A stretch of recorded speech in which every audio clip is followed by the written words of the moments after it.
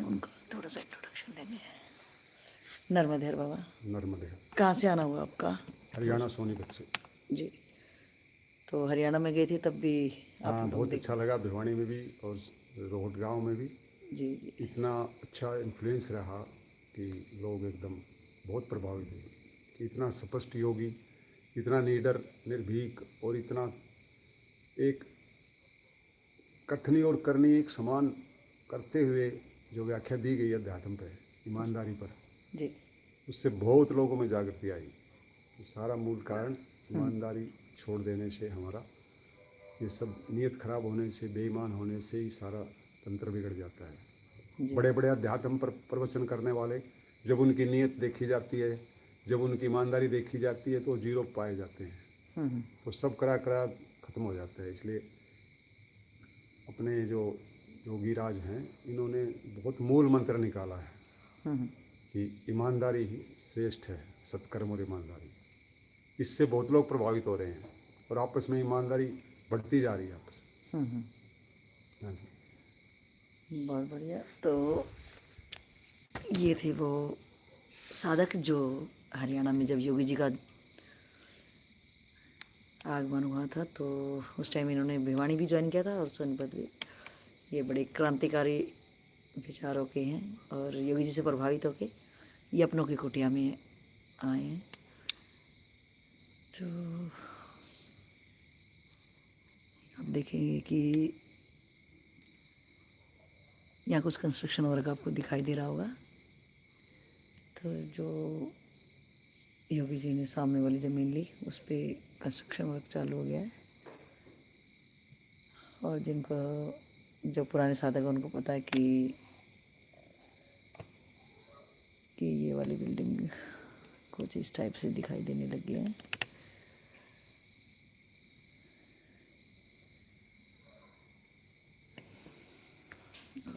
इधर काम कि वो बड़ का पेड़ जिसके नीचे साधक लोग साधना करते हैं, तो वहाँ भी योगी जी ने मिट्टी डलवा के और वहाँ चबूतरा बनने का काम चालू हो गया।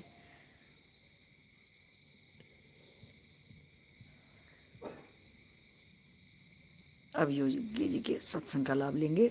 और आज लाइव चैट इसी वजह से चालू नहीं किया गया क्योंकि मल्टी टाइप के वर्क यहाँ पे आश्रम में अलग अलग टाइप के हैं कि कहीं कंस्ट्रक्शन वर्क है, तो कहीं चार दीवारी का काम, कहीं बड़ दादा पे काम, तो बहुत सारे काम इकट्ठे हैं। तो लाइव चैट चालू इसी वजह से नहीं किया क्योंकि डिस्टर्बेंस बहुत ज़्यादा थी यहाँ पे। तो जब भी कभी आगे शांति का माहौल इस टाइप से होगा जहाँ स्पष्ट आवाज़ सुनाई दे, तो योगी जी तब लाइव चैट शुरू करेंगे और आप लोगों को आध्यात्मिक क्वेश्चन जो भी होंगे उनके आंसर दिए जाएंगे। और जो लोग फ़ोन कर रहे हैं कि लाइव चैट चालू नहीं है, तो इसी वजह से नहीं है क्योंकि चारों तरफ अलग अलग टाइप के कई काम हैं, तो उस टाइप का माहौल नहीं बन पा रहा। लेकिन आध्यात्मिक प्रत्यक्ष ज्ञान सत्संग वाले चैनल पे डेली की नई वीडियो ही अपलोड हो रही है, तो आप तब तक उन वीडियो को बार बार देखें। योगी जी का कहना है कि जितनी बार भी हम उस वीडियो को देखते हैं तो अपने को नई बात समझ में आती है। एक बार में आप समझ बैठते हैं कि पूरी बात समझ में आ गई, ऐसा नहीं है। योगी जी की हर बात के जितनी बार हम सुनते हैं उतनी बार, जितनी हमारी समझ होती है उतना पकड़ होती है, और समझ बार बार उसी चीज़ को सुनने से होती है। तो अभी आप योगी जी की सत्संग का लाभ लेंगे। नर्मदे हर योगी जी।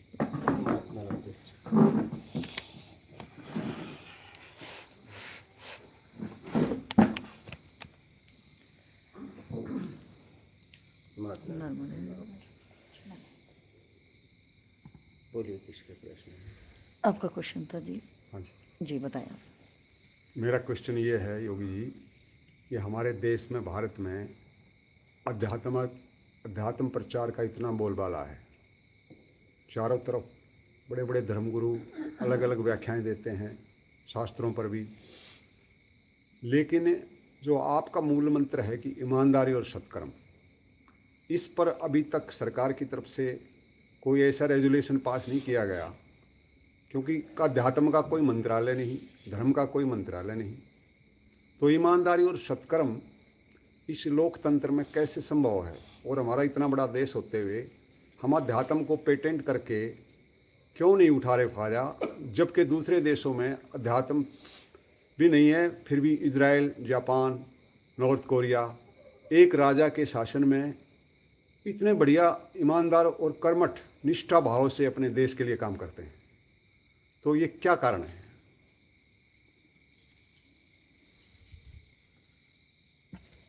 यहाँ पे क्या हो गया है, भारत के अलावा अन्य जितने भी देश हैं, मैं भारत, नेपाल, कश्मीर तक गया हूँ। यहाँ पे क्या है, बचपन से हमें सिखाया जाता है कि मांगो। कोई कहता है मंदिर में जाके मांगो, कोई कहता है दरगाह में जाके मांगो, कोई कहता है चर्च में जाके मांगो। तो हमें मांगना सिखाया जाता है, वो भी पत्थर की मूर्तियों से। क्या? पत्थर की दीवारों से। और अन्य देश में कहा जाता है कि पवित्रता से काम करो और अपने देश के लिए जियो, मेहनत करो। बचपन से उन्हें मेहनत सिखाया जाता है। उन्हें भारत के अलावा जितने भी अन्य देश हैं, जहाँ तक मैं समझ पाया हूँ, कि उन्हें कहा जाता है कि जब तुम युवा हो गए तो अपना देखो। क्या? बराबर है। आप अपना देखिए, आप अपने आत्मनिर्भर बनिए। हम आपका इतना एज तक देखेंगे, इसके बाद आपको अपना करना पड़ेगा। ठीक है। यहाँ क्या है, यहाँ सिखाया जाता है पुश्तैनी है ना तुम्हारे पास, ज़्यादा ज़मीन है तो कहेंगे कि तुम बाहर काम करने क्यों जा रहे हो, तुम घर पे रहो, तुम एक ही हो, इधर उधर हो गया तो हमें भारत में, भारत के लोगों को भिखारी बनाया जाता है अध्यात्म के नाम पे। अध्यात्म कहता है, देखिए, कर्म का सिद्धांत समझाता है। अध्यात्म का मतलब क्या है? अपने आप को सुधारना। अध्यात्म का मतलब आत्मनिर्भर बनना, अपने आप को समझना, अपनी ताकत को समझना। जैसा आपने कर्म किया है वैसा परिणाम मिल रहा है, और जैसा आपको बनना है वैसा करो, ये सिखाता है अध्यात्म। लेकिन अध्यात्म के नाम पे लोगों ने क्या किया, लोगों को भिखारी बना दिया। पत्थर की मूर्तियों से लेके जीव जंतु, गाय, बैल, सांप, नदी, पेड़ पौधे, जानवर, कुत्ते, बिल्ली, मतलब एक किसी को नहीं छोड़ा। क्या? हम इतने गिर गए हैं कि सांप के सामने पिटारा खोलता है, उसके सामने पैसा देकर और कहते हैं मेरी कामना पूरी करो, और आपके अंधविश्वास की वजह से वो सांप का दांत तोड़ा जाता है और पिटारे में बंद किया जाता है। गायों को लोग लेके भीख मांगते हैं। आप गायों में 33 करोड़ देवी देवता मानते हैं। देखिए, आप गायों से आप प्रार्थना कर रहे हो। आप मतलब आप जमीन से लेके आसमान, सूर्य, चांद, मतलब आपने किसी को नहीं छोड़ा। क्या? यहाँ तक आपके शरीर का जब एक बरौनी गिरता है, कहते हो बस अगर आपको मिल गया तो इससे भी मन्नत मांगो पूरी हो जाएगी। तो हमें क्या है, हमें भिखारी बनाया गया, हमें भिखारी बनाया गया। अब कृष्ण, चलिए कृष्ण का लीजिए, हरे कृष्णा जपो, लेकिन कृष्ण भगवान ने अर्जुन को कर्म का सिद्धांत बताया। ये थोड़ी न बोला राधा राधा जपो, कृष्ण कृष्ण जपो तुम्हारा कल्याण होगा। उन्होंने कर्म का सिद्धांत समझाया कि आप समाज के लिए कुछ करो। लेकिन आज कृष्ण भगवान के नाम से क्या किया जा रहा है? क्या किया जा रहा है? लोगों को अपाहिज बनाया जा रहा है। लोगों को अपाहिज बनाया जा रहा है। सही बात। कि आप राम राम करो, आप पे कोई वार करे तो आप चुपचाप रहो, कायर बन जाओ। राम ने इतना युद्ध किया, कृष्ण ने इतना युद्ध किया, कृष्ण के नाम से, राम के नाम से हमें कायर बनाया जाता है। राम ने कितने राक्षसों का वध किया, कृष्ण ने कितने राक्षसों का वध किया। हमें कहा जाता है कि कुछ भी हो आप चुप रहो। क्या? सही। हमें कायर बनाया जाता है राम के नाम से, कृष्ण के नाम से, कभी बुद्ध के नाम से। सही बात। हाँ, एक्चुअल में धर्म क्या है वो नहीं बताया जाता। डरपोक बनाया जाता है। हाँ, हमें क्या क्या बनाया जाता है, हमें कायर बनाया जाता है। अब जबकि गीता का मूल पृष्ठ पे पहला वो है कर्मण्येवाधिकारस्ते, पहला ही श्लोक है कर्मण्येवाधिकारस्ते, और उसको कोई फॉलो नहीं कर रहा। तो वही तो हमें बताया ना, हमें भिखारी बनाया जाता है। अन्य देश में बच्चों को मेहनत करना सिखाया जाता है। मेहनत करना। जब वो मेहनत करते हैं तो हम मंदिर में जाके घंटी बजा के मूर्ति के सामने भीख मांगते हैं भीख मांग। एकदम से। कि बेटा पास होना है तो जाओ हनुमान जी का पूजा करो, हाँ, बहुत बड़ी विडम्बना। शिव जी पे जल चढ़ा दो, तुम्हारी कामना पूरी हो जाएगी। जब वो मेहनत करते हैं तो हम मंदिर में जाके घंटा बजाते हैं। बराबर क्या? एकदम जब हमारी सीखने की उम्र होती है तब हम जाके पंजरी खाते हैं। बिल्कुल क्या? सही सही कि घंटा बजाएंगे कुछ प्रसाद मिलेगा।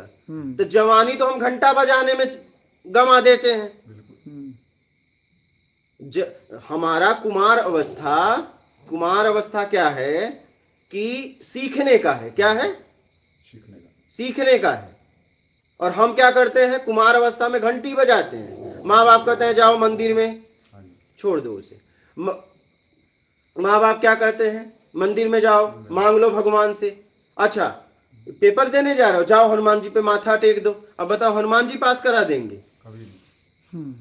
कि आप जितना पेपर में लिखोगे उससे आप पास होंगे। राम जी पास करा देंगे, कृष्ण जी आपको पास करा देंगे। तो हमें आपको कायर बनाया गया है। मैं भी, मुझे भी, ऐसा नहीं कि आपको, लेकिन मैं उससे निकल गया। मुझे अपने आप को निकालने में कितने साल लगे, कितने साल लगे। आप बैठिए। कितने साल लगे। तो हमें आपको कायर बनाया गया है। हमारे माँ बाप ने जब हम सीखने के लायक थे हमें मंदिर में भेज दिया, जाओ बेटा घंटा बजाओ। क्या करो? घंटा बजाओ। और हमने कुछ सीखा नहीं तो बाद में गधा मजदूरी करो, क्योंकि हमने सीखा नहीं। एकदम जब सीखने की हमारी उम्र थी तो हमने घंटी बजाया, शंख बजाया। ठीक है। और जब करने की उम्र है तो हमने करने के पहले 2-4 बच्चे पैदा कर दिए। तब हम गधा मजदूरी करेंगे। क्या करेंगे? गधा मजदूरी करेंगे। बाहर की कंपनियां आके आपको वर्कर के रूप में रख लेंगी। क्या करेंगी? वर्कर बना लेंगी। आप नौकर बन जाएंगे। तो कहीं न कहीं हमें कायर बनाया गया। क्या बनाया गया? कायर बनाया गया, बुजदिल बनाया गया। उसके जिम्मेदार हमारे माँ बाप ही हैं। आप ये ना समझना बाहर के लोग हैं।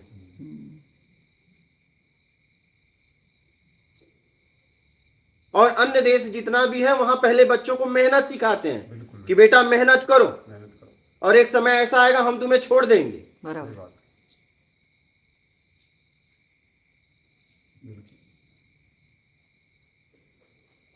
आत्मनिर्भर बनाते हैं। वो अपने देश को लूटते नहीं हैं, यहां पे अपने देश को लूटते हैं। क्या?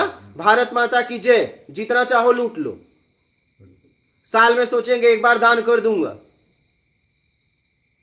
सब निपट जाएगा। जिस देश की जय बोलते हैं उसी देश को लूटते भी हैं। आप जिस गाड़ी में बैठे हैं, जब वही गाड़ी को कमजोर करोगे तक आपको लगता है कि आप कहीं पहुंच पाओगे? देशी कमजोर हो गया तो जिस देश में आप रहते हो तो आपका क्या होगा?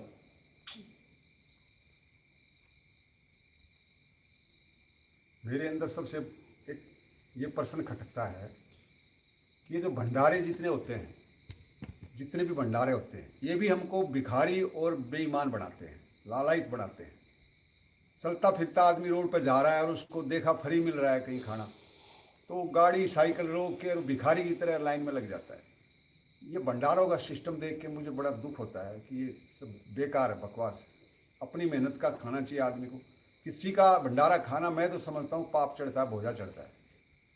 हमारी तो आत्मा गवारा नहीं करती है चीज़, लेकिन भंडारों के नाम पर लोग इतना पैसा इकट्ठा कर लेते हैं, उन्हीं का पैसा लेकर के और उन्हीं को खिला के और बाकी पैसा बचा लेते हैं। भंडारा इसीलिए कराया जाता है। भंडारा, क्या आपको लगता है भंडारा में जरूरतमंद खाते हैं? नहीं। भंडारा में घर पे मना करने वाले खाते हैं। एकदम सही बात। बिल्कुल।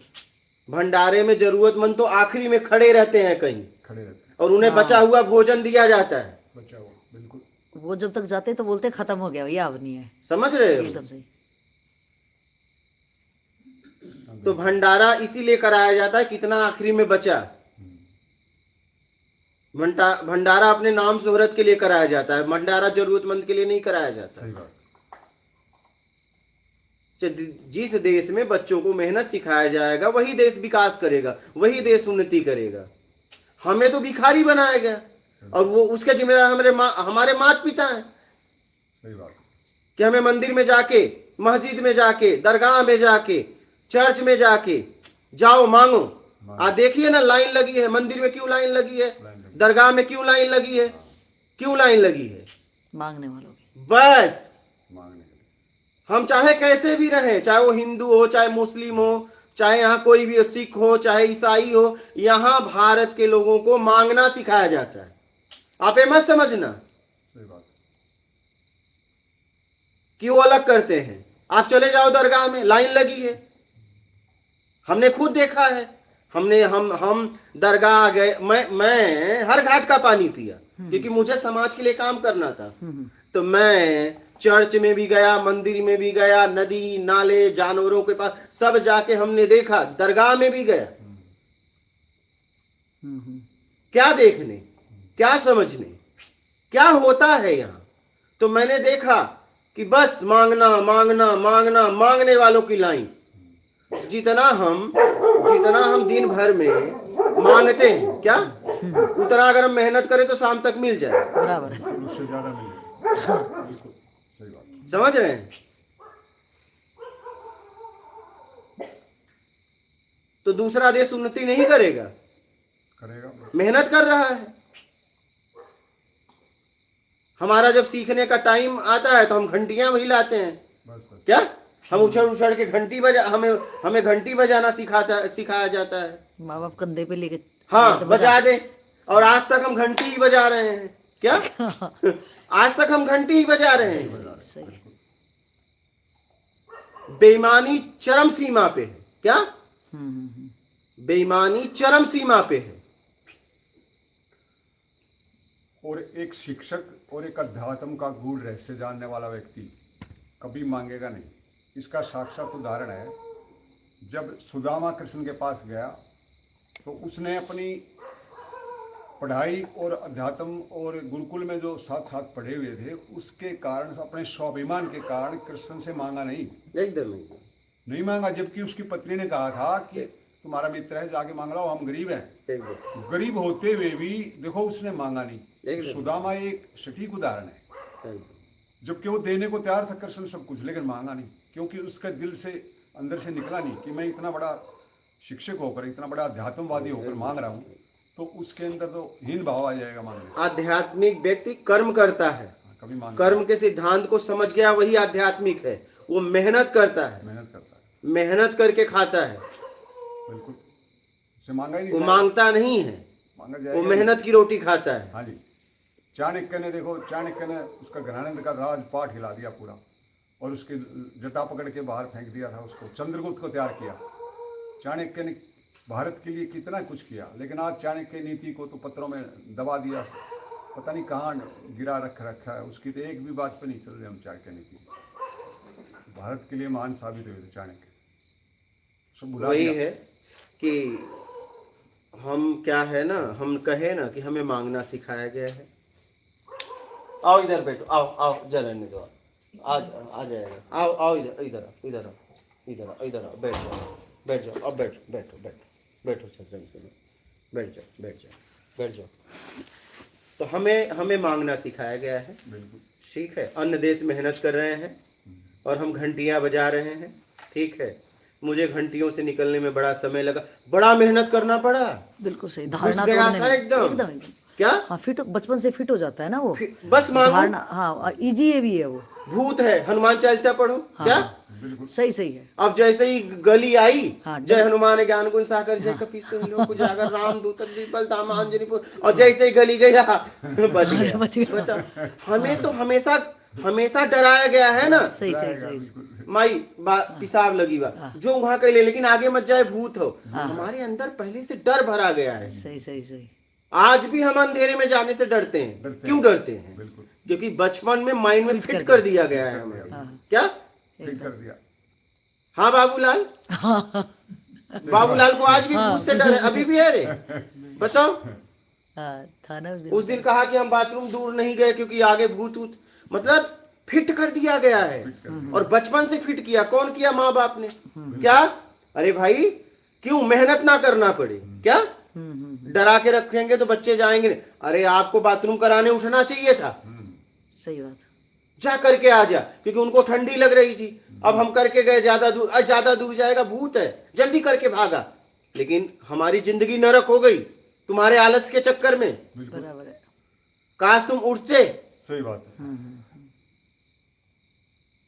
तो हमें बचपन से हमारे अंदर भूत डाला जाता है और हमारे अंदर बचपन से हमें भिखारी बनाया जाता है। बिल्कुल। दो चीज तो हमारे परिवार वाले हमें बनाते हैं। सही बात। समझ रहे हैं? तो हमारा विकास क्या होगा, हमारी उन्नति क्या होगा? नहीं हो सकती। आध्यात्म के नाम पे हमें भीख मांगना सिखाया जाता है। आज गेरुआ कलर इतना गिरा दिए, लोग गेरुआ कलर पहन के भीख मांग रहे हैं, पावती काट रहे हैं। बिल्कुल। बताइए, भीख मांग रहे हैं। गेरुआ परमात्मा का प्रतीक है, प्रतीक है, त्याग का प्रतीक है। लेकिन आज क्या कर रहे हैं बताइए? सही बात। अपमान हो रहा है उसकी अवस्था का। इसके लिए बहुत बड़ी क्रांति की जरूरत है। आप जैसे योगी चाहिए यहाँ पे। जाके भीख मांग रहे हैं।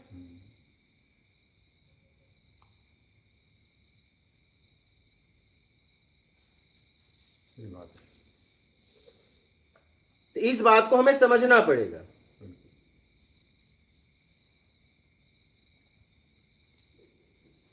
अन्य देश देखिए कितना आगे बढ़ रहा है। बहुत आगे जी। फिर क्यों? क्योंकि मेहनत है। मेहनत है और उनके अंदर ईमानदारी है, देश के प्रति निष्ठा है।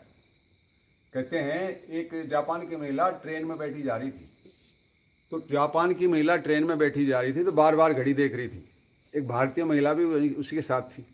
तो भारतीय महिला ने पूछा, बहन जी आप बार बार घड़ी क्यों देखती हो?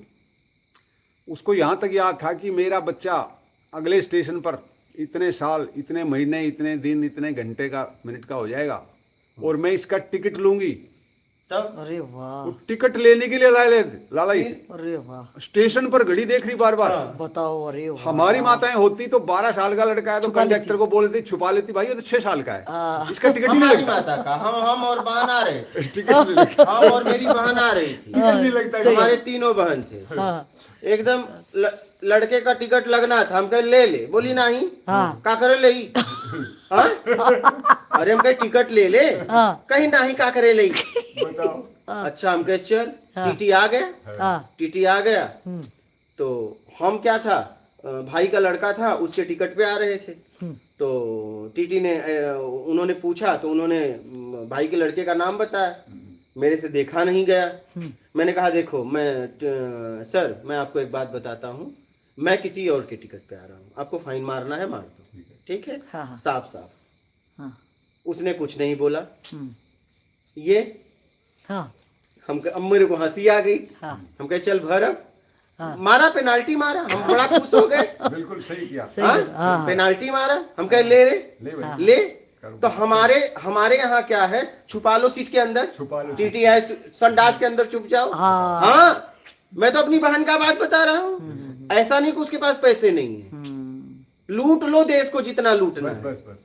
देश को जितना लूटना है लूट लो। बिल्कुल। मैं आपको बताऊं, मैं जितना भी सफर किया मैं टिकट से किया। बिल्कुल। अगर मेरे पास पैसा नहीं है तब तो ट्रेन है ही है, क्योंकि मैं इसी देश के लिए जी रहा हूं। ठीक बात। तो मैं कभी उपयोग कर सकता हूं जब मेरे पास नहीं, हाँ। मेरी आर्थिक स्थिति नहीं है तो। बिल्कुल बिल्कुल। समझ रहे हैं?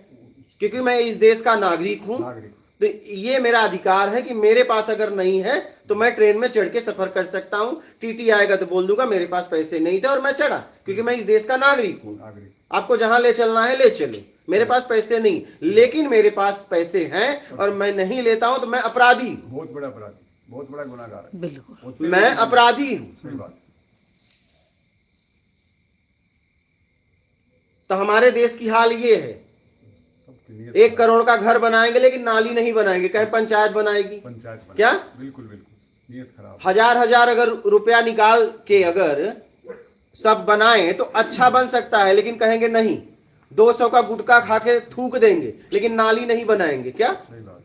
नाली नहीं बनाएंगे। तो ये हमारे देश की हालत है। बिल्कुल। मैं गांव गांव घूमा हूं ना, मैं 13 साल से लगभग घूम ही रहा हूं, गांव गांव गांव गांव। नाली नहीं बनाएंगे, करोड़ का घर बना लेंगे, हाँ, सही कहेंगे ना ना ना ना पंचायत बनाएगी। पंचायत बनाई। और अगर 1000 रुपया भी चंदा निकाले, गांव में अच्छा नाली, अच्छा ये तालाब, बढ़िया बगीचा लगा सकते हैं, लेकिन ना, हाँ। 200 का गुटखा खा के मंदिर पे थूकेंगे। मंदिर भी क्यों बनाते हैं पता है? दोपहर को बैठने के लिए, बैठने। हाँ। गप मारने के लिए, गप सड़क मंदिर, मंदिर देखिए, सही बात। जहां भीड़ लगती है पैसा कमाने का अड्डा बन गया, बस बस और जहां भीड़ नहीं लगती गप मारने का, ताश ओस खेलने का अड्डा बन गया। बस बस। ये हालत है मंदिर की। बिल्कुल बिल्कुल सही बात, सही कह रहे हो आप। दो लोग मंदिर का उपयोग कर रहे हैं, बिल्कुल लेकिन मंदिर शांति का केंद्र था। केंद्र था, जाके वहां अपने आप में बैठिए, वो खो गया। खत्म हो गया। आप जैसे ही कुछ देर बैठेंगे, यहाँ क्यों बैठा है? बस हाँ? सही। पैसा दो, दर्शन करो, जाओ। जाओ, सही बात। और पुजारी तो एक नंबर के भिखारी हो गए हैं। बहुत। क्या है आप बताइए, आपसे मांग रहे हैं। अगर इतना अगर आस्था होती तो मूर्ति से मांग लेते, मूर्ति से लेकिन मांग पता है मूर्ति कुछ नहीं देगी, तू देगा। कुछ देगी नहीं मूर्ति तो, सही बात। जितना दे दे, 2100 से कपड़ा देख के चालू करते हैं, 11 रुपए तो आओगे ही आओगे। बड़ी स्थिति खराब है। बहुत वाक्य मानव। आध्यात्म हमारे देश में व्यापार बन गया, ध्यान को व्यापार बना दिया। क्या? व्यापार बना दिया था। ध्यान को व्यापार बना दिया। वो लेके आओ ना बाउल, इधर रख। नहीं, आप जाओ लेके आओ। ध्यान को व्यापार बना दिया, अध्यात्म को बेच दिया। बड़ा दुर्भाग्य है। बहुत बड़ा दुर्भाग्य। आसन लाओ, इसको आ जाओ, रख दो। और क्या, उसको भी बैठ जाओ, बैठ जाओ, अब बैठो, अब बैठ जाओ, बैठ जाओ, अब बैठ जाओ, बैठो। और क्या, इसलिए सोमनाथ का मंदिर लूटा गया। वही 3000 पुजारी, हाँ 3000 पुजारी, और सब ध्यान में बैठ गए आंख बंद करके कि भगवान बचाएगा। हाँ, भगवान और 300 मुगल सैनिक, हाँ, केवल 300 मुगल सैनिक 3000 पुजारियों को मार मार के डंडे, आंख बंद करके बैठे ध्यान में, भगवान बचाएगा। तो सारा मंदिर लूट ले गए, भगवान बचाएगा। कुछ नहीं बचाया भगवान ने। हाँ? जान भगवान तो बची। भगवान अपने आप को नहीं अरे बात बचाया। बताओ, युद्ध करते जान जाती तो जान तो बची। बस जान बची, लेकिन जिंदगी भर कायर नहीं तो बुजदिल थे, बुजदिल थे। बुजदिल थे, नहीं तलवार उठाते। अरे 3000 कहाँ, एक 300 एक थप्पड़ मारते तो हो जाता काम। फिर थप्पड़ उन्होंने इस थप्पड़ बात का गलत फायदा अच्छा उठाया उन्होंने, मुगलों ने, कि ये तो उठेंगे ही नहीं, ये तो भगवान पे भरोसा कर रहे हैं, लूट लो इनको। भगवान नहीं, भगवान के नाम से हम कायर बन जाते कायर हैं, बन गए। बुजदिल बन जाते बुजदिल बन हैं, गए। नपुंसक बन जाते हैं। हाँ जी बिल्कुल। आज हमें ठीक है, आज ये कथा सुनाते हैं। कथा में आप सुनाते हैं कितने राक्षसों का वध किया। बस राधा राधा जपो। हाँ, हाँ, ये कोई तो कह रहा है हरे हरे कृष्णा कृष्णा जपो, सही नाचो बस। बस बस क्या? नाचो गाओ, नाचो, हाँ, बस नाचो तुम। नाचते रहो।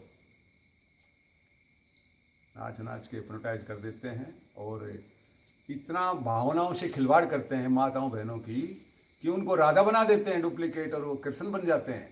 अब बताइए कितने बेशर्मी इस देश में। इसीलिए मैं तो आपको एक ही बात कर रहा हूं कि अपने आप को बदलो। कम से कम तुम कायर होके तो ना मरो, तुम बुजदिल होके तो ना मरो, तुम तो कुछ करो। सही बात। आप देखो आप क्या कर रहे हो। बिल्कुल बिल्कुल बस ये मत देखो लोग क्या कर रहे हैं, ये देखो कि आप क्या कर रहे हो और आपसे क्या हो सकता है। सही बात है। आपसे क्या हो सकता है ये देखो। आपका योगदान क्या है देश के लिए, समाज के लिए क्या है, इस जगत के लिए आपका योगदान क्या है। आप देखो, ऐसा तो नहीं कि आप उनको देख के मर जा रहे हो, तो उनमें आप में क्या फर्क। नहीं फिर कोई फर्क नहीं। हाँ? कोई फर्क नहीं, हमारे अंदर तो क्रांति है विचारों में। विचारों में क्रांति है, कर्म में क्रांति है क्या, वो देखना है कि मैंने किया क्या। अपने आप से पूछो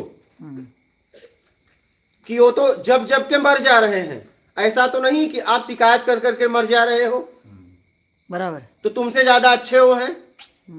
एक तरफा हो गई वो। हाँ, कायर है तो कायर की लाइन में खड़े हो गए। तुम तो क्रांतिकारी बन के शिकायत करके मर गए कि ये कुछ नहीं कुछ करो, धन से, तन से और समझ से समाज के लिए कुछ करो। 3 सेवा होती है, देखो 3 में से कौन सी सेवा कर सकते हो, और तीनों कर दोगे तो आप महान हो। ये बातों से बात नहीं बनेगी, सही बात, कुछ करना पड़ेगा। बिल्कुल। सही बात है। अपने आप से पूछो कि मैंने किया क्या इस समाज के लिए, इस देश के लिए, और फिर इसके बाद इस जगत के लिए क्या किया, मेरा योगदान क्या है। ऐसा तो नहीं मैं शिकायत करके मर जा रहा हूं। अपने आप को जांचो, अपने आप को बदलना पड़ेगा। ऐसा तो नहीं आप एक शिकायत करता हो, अगर आपके इतिहास के पन्ने उठाया जाए तो पता चले कि आपने तो बस शिकायत करते करते मर गए कुछ किया ही नहीं मैंने तो प्रैक्टिकल किया है गुरुजी। नहीं, मैं तो आपको व्यक्तिगत नहीं कर रहा हूँ, उसमें मैं भी आता हूँ। 17 साल से माउंट आबू में हूँ। मैंने बड़े बड़े एसडीएम कलेक्टर से टक्कर लिया वहाँ, और ईमानदारी से जिया हूँ। इतने होटलों में कभी खाना नहीं खाया, और पुलिस वालों को चालान काटने से बचवा देता था। मैं पूरे माउंट आबू का सबसे नंबर 1 ईमानदार आदमी हूँ। अभी भी शरीर है, अभी भी समझ, अभी भी देखो क्या हो सकता है। कितने लोगों का मैंने रिफंड कराया पर्यटन विभाग में सेवा करते हुए। किसी होटल में खाना नहीं खाया, रिफंड कराया लोगों का जिनसे चीटिंग करते थे। और मेरे नाम पे तो पूरे माउंट आबू में सब जानते हैं कि ये फौजी एक कर्मशील, निष्ठावान, ईमानदार व्यक्ति है। सीधा भिड़ जाता था मैं, पुलिस वालों से थाने में घुस जाता था, और बड़े बड़े होटल वालों से मेरे एक फ़ोन पर रिफंड होता था। वहाँ एक अरबुदा होटल था, हरियाणा के 6 आदमी आगे बिजली बोर्ड के, उन्होंने खाना खराब खिला दिया। तो मैंने फ़ोन किया वहाँ से सनसेट पॉइंट से कि हमारे हरियाणा के 6 आदमी आए, तुमने उसको गलत खाना खिलाया खराब। बोले फौजी साहब वहीं से आप भेज दो, मैं रिफंड करूँगा। मैं पहला आदमी हूँ जिसके एक फ़ोन पर होटल वाले ने 500 रुपये रिफंड कर दिए, क्योंकि मैं खुद किसी होटल में कभी चाय नहीं पिया, खाना नहीं खाया, पानी नहीं पिया। तो हमारा प्रैक्टिकल काम बोलता है माउंट आबू में, तो हम ऐसे जिए हैं वहाँ। बस वही है, आपने क्या किया ये आपको देखना है। हाँ। कि आपने क्या किया, ऐसा तो नहीं शिकायत कर करके मर गए। ये देखना, है। ये देखना है, बराबर। ये देखना, ये अपने आप से देखना है, अपने एकांत में जाना है कि मैंने समाज के लिए क्या किया, जगत के लिए क्या किया, अपने ताकत का उपयोग कर पाया कि नहीं कर पाया। ऐसा तो नहीं अपने ताकत का उपयोग, अपनी समझ का उपयोग सिर्फ कमी देखने में लगा दिया। ये देखना है, सही बात। कुछ करना पड़ेगा। क्या? बिल्कुल कुछ करना पड़ेगा। आपको इतिहास के पन्ने बदलने हैं तो आपको भी मेहनत करना पड़ेगा। मेहनत करना पड़ेगा। बातों से बात नहीं बनने वाली है। ठीक बात कह रहे हो आप। इतिहास बनता ही उन्हीं का है जो कुछ करके दिखा। हाँ, कुछ आपको करना पड़ेगा, तभी इतिहास बनता है। हाँ, खाली बोलने से इतिहास नहीं बनता। आज सबसे जरूरी है, अगर इस समाज के लिए, ठीक है, इस देश के लिए, इस विश्व के लिए, इस जगत के लिए और आत्म कल्याण के लिए ईमानदारी सत्कर्म। ईमानदारी सर्वप्रथम पहले ये बहुत जबरदस्त बोल। ये छूट गया, लोग और कुछ पकड़ लिए, और कुछ पकड़ लिए। पहले ये, बाद में सब पकड़ा जाएगा और काम का है। और ये नहीं पकड़ा गया तो आपका पतन के अलावा कुछ नहीं होगा। सही बात। और हमारा जो देश है वसुदेव कुटुंबकम कहलाता है, और वसुदेव कुटुंबकम कहलाने के बाद परिवार है हमारा एक, परिवार में प्यार होता है। और दूसरे देश इस बात को मानते हैं कि ये तो अध्यात्म के नाम पर बाजार बना दिया, और बाजार में व्यापार होता है। देखिए, कहलाता है तो नहीं। आज अगर आप सबसे ज्यादा परेशान होंगे तो अपने रिश्तेदारों से, हाँ, अपने कुटुंब, अपने घर वालों से। फिर बिल्कुल। कहलाने से कुछ नहीं होता है। हाँ। कहलाने से कुछ नहीं होता है। अपराध बढ़ता जा रहा है, 2-2 साल बच्चियों के साथ रेप हो जा रहा है। कौन सा भाईचारा है बताओ? कुछ नहीं, कोई भाईचारा नहीं। फिर ये बोलने से बात बनेगी क्या? बहुत बड़ी क्रांति चाहिए यहाँ। हमारे यहाँ शब्द हैं, क्या है? हमारे देश में बस शब्द रह गए हैं, शब्द रह गए, क्योंकि लोग कर कुछ और रहे हैं, बोल कुछ और रहे हैं। बोल कुछ रहे। मन में राम, बगल में छुरी, कब पाई कब रेती मूड़ी। क्या? बस बिल्कुल सही। राम राम जप रहे हैं और कब कब रेत दूं, सही बात। कब गर्दन काट दूं। बस अंदर यही चल रहा है। मस्तक पे टीका, मुंह में गुटका। बस। क्या? बिल्कुल। रुद्राक्ष की तुलसी के माला, और है देखिए मुंह में गुटका। मंदिर में वही कोने में थूक रहे हैं। पुजारी गुटखा खा के बैठा है, ही कर रहा है। हाँ, आपने तो देखा ना। बराबर। बताइए, शर्म की बात से। बहुत शर्म की बात। फिर मस्तक पे त्रिपुंड, मुंह में गुटका। माता जागरण होते हैं, देखे। फिर आज तक वो माता सो रही है, अभी तक जगी ही नहीं आज तक। और उसके नाम पे, माता जागरण के नाम पे भी वो इतना पैसा इकट्ठा करते हैं कि माता को जगाएंगे रात भर, माता जागरण होगा। और वो जागरण कराने वाला खुद वो नशे की गोली खा के सारी रात जागता है, दूसरे सोते रहते हैं, वो नशे में जागता रहता है। उसे क्या जरूरत है, बस तुम जागो, चढ़ावा चढ़ाओ, सुबह उठ के लेके चल देगा। इतने सालों से वो माता जब सोई हुई है, जगी नहीं अभी तक। अरे माता पिता से क्या मतलब, आपको जन्म मिला है, माता से क्या मतलब, कोई माता से क्या मतलब है। सही बात। अगर माता बचाने आती आज, अच्छा एक बात बचाइए, मैं एकदम सिद्धांत की बात कर रहा हूं। बिल्कुल। बोलते हैं गाय में 33 करोड़ देवी देवता है, जब गाय कटती है तो ये 33 करोड़ देवी देवता क्या भाग जाते हैं? कैसे, क्यों नहीं बचा पाते उसको? और गंदगी खाती, हमारी मान्यताएं हमें कायर बना देती कायर हैं। बनाए। बिल्कुल, मान्यताओं को तोड़ना पड़ेगा जब बात बने।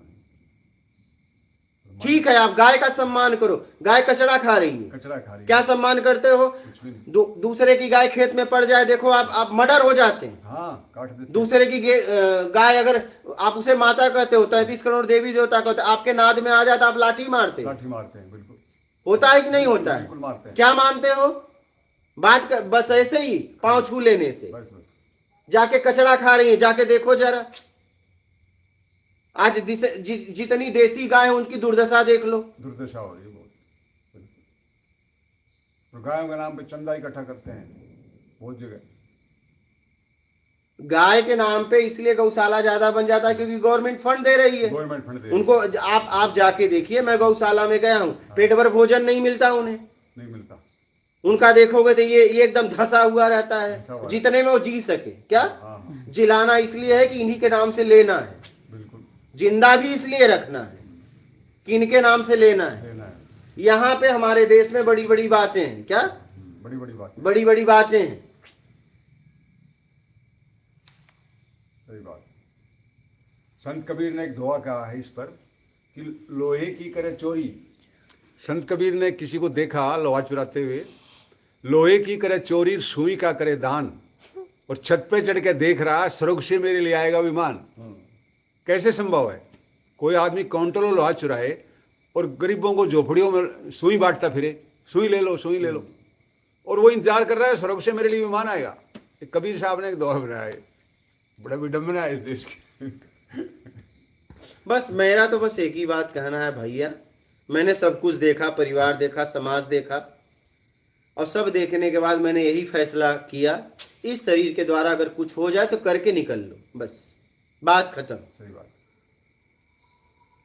कोई बदले या न बदले, तुम बदलो, और जितना तुम कर सकते हो करो। अगर आपके काम को कोई फायदा लेता है तो ठीक है, नहीं लेता है तो तुम तो निकलने वाला काम कर लो। बस मैंने यही समझा। लेकिन दूसरी तरफ मेरे क्वेश्चन और भी हैं। हमारे ऊपर ऋण भी तो है ना कुछ, हम निकल जाएं तो जो जिम्मेवारी है हमारे ऊपर कुछ ऋण रह जाते हैं। मान लिया हम निकल जाते हैं आपके मुताबिक, भाई जैसे मोक्ष को प्राप्त कर लेते हैं या मुक्त हो जाते हैं, हाँ। लेकिन मन में कहीं ये बात खलती है कि कुछ जिम्मेवारी हमारे लिए रह गई। जैसे कहते हैं 5-6 ऋण होते हैं आदमी के ऊपर। एक तो गुरु का ऋण, प्रकृति का ऋण, देव ऋण, पितृ ऋण, मातृ ऋण, ये इस तरह ऋण होते हैं। तो क्या ये संभव है कि हम ऋण मुक्त होकर के सीधे निकल जाएं, जैसे आप बोल रहे हैं? आप अगर ईमानदारी सत्कर्म से जियोगे तो आपको लगता है कोई ऋण बचेगा? मातृ ऋण तो कहते हैं बच जाता है। कैसे बचेगा? क्योंकि उसने कहा है रविंद्रनाथ टैगोर ने कि मुझे मोक्ष नहीं चाहिए, मुक्ति नहीं चाहिए, मैं इस भारत माता के लिए बार बार जन्म लेकर ये उन्होंने कहा है ना, सेवा करना चाहता हूँ। ये उन्होंने कहा है ना, तो किस भाव से कहा उन्होंने? तो उन्होंने फिर उनको आना था। हाँ, यही पूछ। उनको आना है। हाँ, तो वो आएंगे तो फंसेंगे तो नहीं ना दोबारा। ये वो देखें उनकी स्थिति क्या है, वो किस लिए आना चाहते हैं। क्योंकि हमको डराया जाता है कि दोबारा जन्म ना मिले, एक बार निकलो। तो वो कह रहे हैं कि मैं आना चाहता हूँ भारत माता की सेवा के लिए, मुझे मोक्ष नहीं चाहिए। वो देखिए, ये क्या टेंडेंसी? वो आना चाहते हैं, वो आए, ठीक है, ठीक है। यहाँ व्यक्तिगत जीवन है, मुझे करके निकल जाना है, ठीक है, मुझे करके निकल जाना है। जो मैं आया हूं तो मैं करके निकल जाऊं। जो सक्षम हो आ सकता है, भाई अष्टावक्र भी तो आए, तो ज्ञान में आए और चल दिए। ज्ञान में आए, वो बार बार भी आ सकता है। तो मुझे अज्ञानता में नहीं आना है, अज्ञानता में नहीं आना, तो मुझे पहले निकलना है। क्या? पहले तो निकलना है। ठीक है। मूल तक तभी पहुंच पाओगे जब आपको निकलना है। निकलना है, फिर देखना आना है कि नहीं आना है। फिर अपनी स्वेच्छा से आना। हाँ, लेकिन अगर आपको निकलना नहीं है, आना है, तो आप मूल तक पहुंच ही नहीं पाओगे। हाँ, मूल तक। अगला शरीर अज्ञानता में आप धारण करोगे, फिर आपका क्या होगा? ठीक बात, सही बात। हाँ, ये कंट्रोवर्शियल बातें हैं, इसलिए मैंने आपसे क्लियर किया। मुझे पहले निकलना है। ठीक है, ठीक है, पहले मुझे निकलना है, मुझे उस स्थिति में ले जाना है अपने आप को। ठीक है, मुझे निकलना है, फिर देखेंगे आना है कि नहीं आना है। पहले निकले तो। सही बात। जब आप निकलोगे तभी लोगों को निकाल पाओगे। तभी निकाल पाएंगे, नहीं तो खुद ही फंस जाएंगे आके, दोबारा आके। और रविन्द्रनाथ टैगोर लेखक थे, हाँ, कोई महात्मा नहीं थे।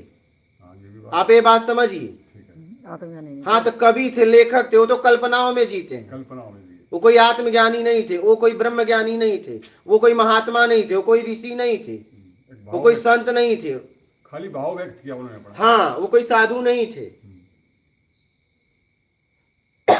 वो कवि थे, लेखक थे। ठीक, समझ रहे हैं? ये बात सही, क्लियर है। बोलने वाला की स्थिति तो पहले पता करिए कि कौन क्या बोल रहा है। भावनात्मक बोले हो कि मातृभूमि के लिए मुझे सेवा करनी है। ठीक। भाई निकल लेंगे।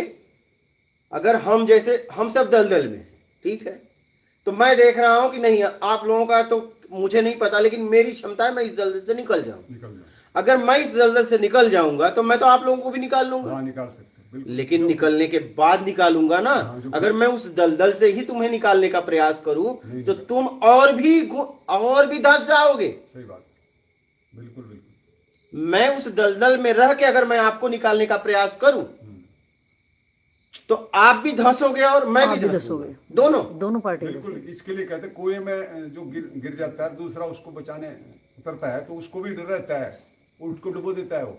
वही पहले निकलो।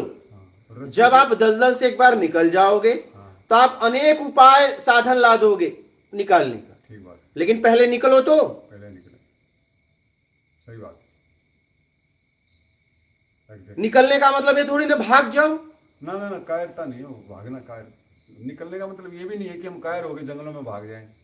अरे निकलने का मतलब अपनी समझ को विकसित करो विकसित करो और लोगों को निकालो। लोगों को समाज में रह करके। आज मैं क्या कर रहा हूं? मैं मेहनत किया कई सालों तक, आज उसका परिणाम है आप लोग लाभ ले रहे हो। बहुत जबरदस्त, आपके अंदर बहुत ही जबरदस्त करेज है, इतना साहस है। आपका करेज देख के मेरे तो रोंगटे खड़े हो गए थे जब आपने रोहट में सुनाया था ना, तो पूरा एकदम। और भिवानी में, हरियाणा में जाके आपने जो 2 बार ये प्रोग्राम दिया, तो रोंगटे खड़े कर देने वाला आपका सत्संग था। इतना ज़बरदस्त करेज रहा है आपका, क्योंकि आप प्रैक्टिकल जिए हैं, उस मार्ग में निकले हैं आप, एक एक ऑब्स्टिकल कवर किया आपने। तो वाक्य में प्रत्यक्ष ज्ञान जैसा आप बोल रहे हो, वाक्य में एक दिन सारी दुनिया मानेगी इस बात को। बहुत ज़बरदस्त इन्फ्लुएंस है आपका। ये तो पूरे विश्व में फैलेगा। हाँ, पूरे विश्व। प्रत्यक्ष ज्ञान पूरे विश्व के हर कोने में फैलेगा, बिल्कुल जी, मानना पड़ेगा। क्योंकि इसकी जरूरत हर व्यक्ति को है। हर व्यक्ति इस समय हर व्यक्ति को, वो चाहे कोई भी धर्म संप्रदाय मजहब का हो, सबको है इसकी जरूरत। ये कह सकते हैं कि ये हमारा बेसिक मूल है। ये मूल है, हमारा मूल स्वभाव है। इसके बिना जीवन आपका अधूरा है। हाँ, ये हमारा मूल स्वभाव मूल है है। और हम अपने मूल स्वभाव से भटक गए हैं। इसीलिए मैं जैसा है वैसा बचा रहा हूं। सबसे जरूरी आपके लिए ये है, पहले ये है। आपने ये छोड़ दिया, सब पकड़ लिया, और मेरा कहना है ये पकड़ो, तब सब काम का है, सब काम का है। नहीं तो सब आपका पतन कर देगा।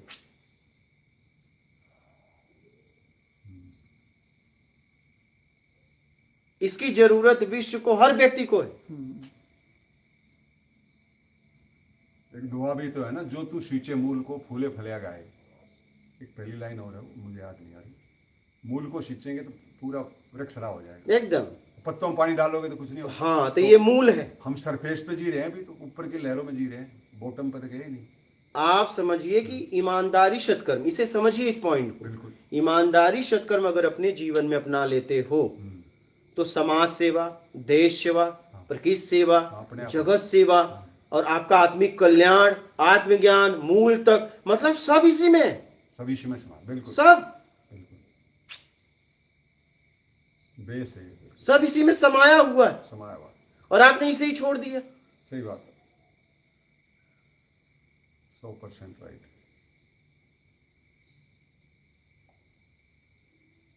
सब बदल जाएगा, सब हरा भरा हो जाएगा, पूरी सृष्टि प्रसन्न हो जाएगी बस ईमानदारी सत्कर्म अपनाने से। आप मूल तक की यात्रा भी कर लोगे। पूरा रहस्य इसमें छिपा हुआ है और इसी को लोगों ने छोड़ दिया। पूरा रहस्य। इस पे एक उदाहरण आता है, अमेरिका में शिकागो में विवेकानंद को गीता पर प्रवचन देना था, तो गीता को सबसे नीचे दबा दिया गया, उसके ऊपर रख दिया बाइबल, कुरान और ग्रंथ रख दिए दुनिया भर के, ये दिखाने के लिए कि तुम्हारी गीता सबसे नीचे है और हमारे शास्त्र ऊंचे हैं।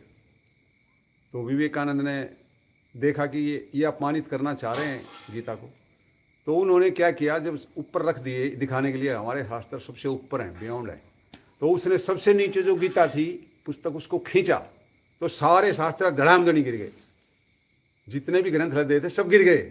बोला देखा, नीचे गीता तो बेस तो यही थी, बेस यही थी, और इसके ऊपर तुमने बाइबल और ये कुरान ये लगातार दबा दिए, लेकिन बेस हटा तो सारे ऊपर से गिर गए, फाउंडेशन हटा तो सब गिर गए। तो विवेकानंद ने प्रैक्टिकल एग्जाम्पल देकर दिखाया, वो उसको दिखाना चाह रहे थे हीन भावना से नीचा करके गीता को, लेकिन उन्होंने सबसे नीचे से पुस्तक को खींच के यूं गिराया तो सब धड़ामधड़ी गिर गए।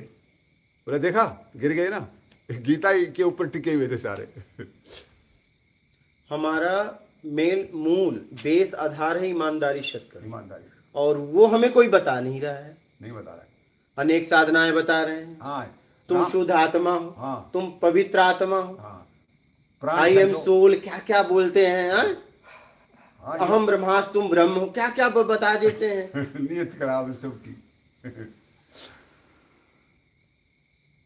अब आसन कराते हैं रामदेव, प्राण खींचो, आसन करो, ये करो, वो करो, नियत तो खराब, नियत योग्यता तक किसी गुरु ने सिखाया नहीं। मेरा तो बस इतना कहना है कि ईमानदारी सत्कर्म अपना लो बस, और कम से कम कोई अपनाए ना अपनाए आप तो अपना लो। क्या? बिल्कुल बिल्कुल। हाँ, ऐसा ना हो हम देखने में ही चले जाएं। बिल्कुल, जैसा कोई करेगा वैसा परिणाम पाएगा। पाएगा, चाहे मैं चाहे आप। इस सृष्टि के मालिक ना आप हो ना मैं हूं। सही बात। हमारे ऊपर इतना अधिकार है कि मुझे जीवन किस तरीके से जीना है, ये अधिकार मुझसे कोई छीन नहीं सकता। ठीक है, ईमानदार आदमी ही निडर होकर बोल सकता है। बस मैंने ये एनालाइज किया है, ईमानदार व्यक्ति ही भरी सभा में दुनिया के बीच में निडर होकर बोल सकता है बिना एजिटेशन के, क्योंकि ईमानदारी का परिचय दिया उसने। बेईमान आदमी खुल के नहीं बोल सकता, पकड़ा जाएगा, क्योंकि लोग बताएंगे तुम बेईमान करके आए हो यहाँ पर। तो आपके अंदर निडरता इसी बात की है कि आप ईमानदारी से ये पकड़े हुए हो, इसको बेधड़क बोलते हो। ये भी मैंने एनालाइज किया अपने अंदर से। और हम भी जब कहीं ईमानदारी का परिचय देते हैं तो बड़े बड़े सूरमा, बड़े बड़े आदमी धराशायी हो जाते हैं कि भाई ये व्यक्ति ईमानदार है। ईमानदार आगे सब झुकते हैं, सारी दुनिया। कहते हैं एक लकड़हारे का कुल्हाड़ी पड़ गई थी उसमें तालाब में, तो एक वो देवता आया पानी से निकल के, वो रो रहा था। देवता ने पूछा भाई क्यों परेशान हो, उदास हो? बोले मेरी कुल्हाड़ी गिर गई। तो सबसे पहले उसने पीतल की कुल्हाड़ी दिखाई, उसने कहा ये मेरी नहीं है। ईमानदार आदमी को उस यक्ष देवता ने पीतल की कुल्हाड़ी दिखाई कि ये है क्या? बोले नहीं है। फिर चांदी की दिखाई, बोले ये भी मेरी नहीं है। फिर सोने की कुल्हाड़ी दिखाई पानी में से, बोले ये भी मेरी नहीं है। तो वो व्यक्ति देखना, वो देवता ये देखना चाह रहा था कि बेईमानी में अपनी तो नहीं बना लेगा इसको, ईमान खत्म हो जाए। लेकिन लास्ट में जब लोहे की कुल्हाड़ी जो गिरी थी वो निकाली, उसने कहा ये मेरी है। तो वो इतना खुश हुआ उसकी ईमानदारी से, वो तीनों कुल्हाड़ी उसको दे दी। ये ईमानदारी का फल है। बचपन में मैंने कहानी पढ़ी थी, हाँ, हमने भी ईमानदारी कितनी बड़ी चीज है। ये कहानी हमने भी सुना है। हाँ, कितनी बड़ी चीज है, सब पे भारी पड़ता है ईमानदार आदमी।